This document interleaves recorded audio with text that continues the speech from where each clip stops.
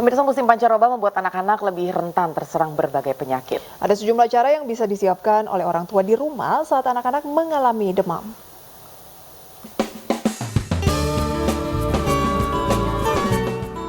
Musim pancaroba seperti saat ini dapat memberikan efek yang signifikan pada kesehatan manusia. Pada musim pancaroba memudahkan terjadinya infeksi saluran pernafasan yang gejalanya kerap disebut dengan flu, yakni berupa hidung tersumbat, hidung berair, bersin, batuk, demam, nyeri tenggorokan, dan masih banyak lagi.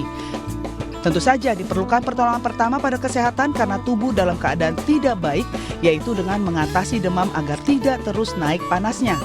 Siapkan obat penurun panas dan alat kompres atau plester kompres penurun panas sebagai pertolongan pertama menurunkan demam pada anak.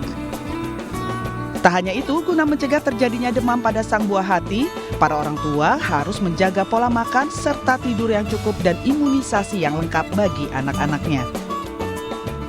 Voliko Neni Septiana, selaku dokter spesialis anak dari Rumah Sakit Umum Tangerang Selatan menyarankan orang tua untuk tidak panik jika buah hatinya terserang demam.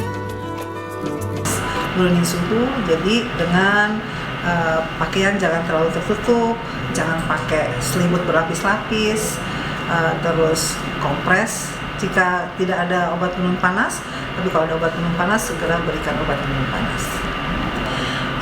Para bunda, kalau ada balita di rumah atau bayi, tentunya kita harus punya stok obat penurun panas, karena harus punya obat penurun panas.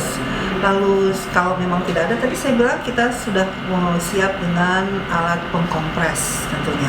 Itu sih yang harus disediakan. Dari awal saya sudah terbiasa menyimpan plester kompres penurun demam anak di rumah. Dan tentu saja ini akan terhindar dari kepanikan saat demam anak semakin tinggi. Yang kedua, saya biasakan pada saat demam, anak untuk selalu banyak minum air putih agar demam bisa turun dari keluarnya urin.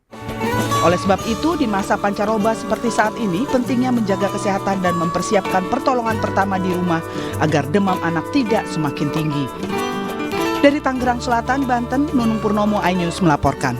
Untuk mengetahui informasi terkini mengenai harga bahan pokok pasca libur Lebaran, kita sudah terhubung dengan rekan Syahreza Zanski di Pasar Palmerah, Jakarta. Selamat siang rekan Syahreza.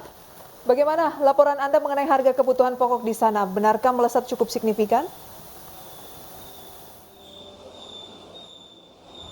Ya baik Prisa, Anggi dan juga pemirsa, benar sekali bahwa terjadi lonjakan terhadap kebutuhan ataupun komoditas pangan yang diedarkan di sejumlah pasar termasuk di Pasar Palmerah. Tempat saya melaporkan saat ini di mana kami tadi baru saja menemukan ada begitu sorotan dari masyarakat maupun pedagang soal harga kebutuhan sayur mayur yang diperjualbelikan di tempat saya melaporkan saat ini.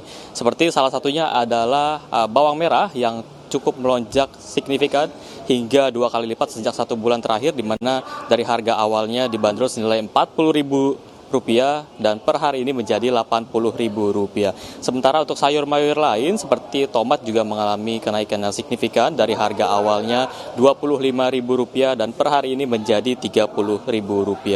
Beralih ke berbagai komoditas lain seperti daging-daging yang diperjualkan di sini, ada daging sapi yang turut jadi sorotan karena harganya kian bertengger di angka Rp140.000 dari harga awalnya yakni sekitar Rp100.000 hingga Rp130.000. Tadi kami juga berbincang oleh sejumlah pedagang bahwasanya faktor daripada kenaikan harga ini karena adanya gagal panen akibat cuaca yang tidak menentu, sehingga ini berdampak terhadap komoditas pangan yang tersedia di pihak pemasok dan juga terpaksa membuat para pedagang ini harus menyesuaikan harga sesuai yang ada di pasar induk.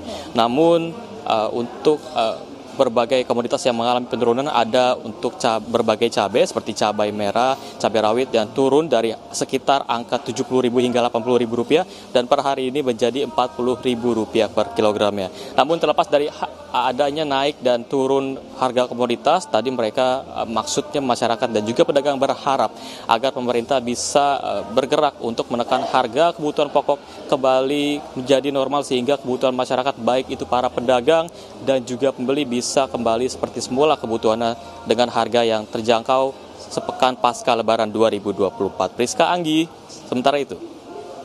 Untuk informasinya, selamat siang dan selamat bertugas kembali.